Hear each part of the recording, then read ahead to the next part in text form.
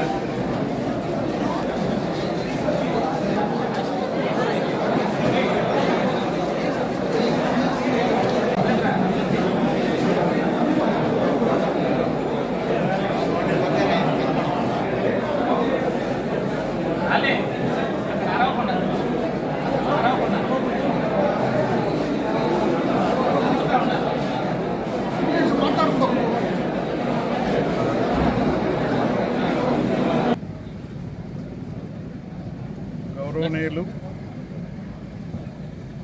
విలువలతో కూడినటువంటి రాజకీయాలు నడిపినటువంటి పెద్దలు, ఉమ్మడి రాష్ట్రంలో చేసినటువంటి ముఖ్యమంత్రులు అందరిలో కల్లా అడ్మినిస్ట్రేటర్గా పేరు తెచ్చుకున్నటువంటి గౌరవనీయులు, ఒక విద్యా సంస్థ ఉంటే ఎంతమందికి భవిష్యత్తు వస్తుందో దానికి తార్కాణం మన పెద్దలు వాకాడుకు చెందినటువంటి గౌరవనీయులు జనార్దన్ రెడ్డి గారు నిరూపించారు.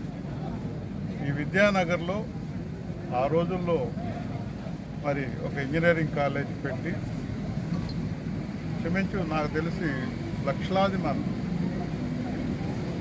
విద్య ఇక్కడ ఒక స్టాండర్డ్ విద్యని సంపాదించుకొని మంచి భవిష్యత్తుతో గౌరవప్రదంగా జీవిస్తున్నారు. చాలామంది పెద్ద పోస్టులు కూడా వెళ్ళారు ఇక్కడ చేసినటువంటి ఇంజనీరింగ్ స్టూడెంట్స్.